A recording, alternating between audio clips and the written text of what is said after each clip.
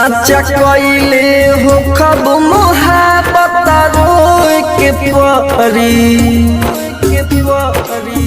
साचा कइले हो खब मोहब्बत रोए के परी मर जाए से नुरा तोहरा धोए के पारी हो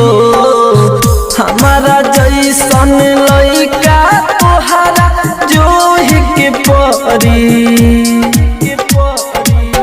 मर जाए से नुरा तोहरा धोए के पारी हो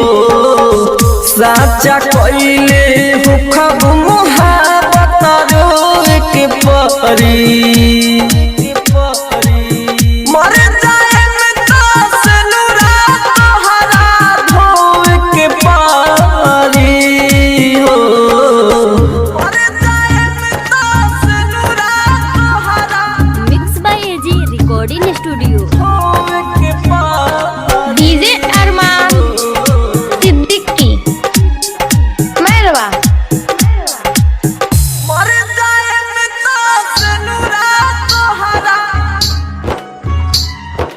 धोए के पारी हो शादी भइल त हमारा लगेला पूरा छोड़ पर आइल हो पहिले त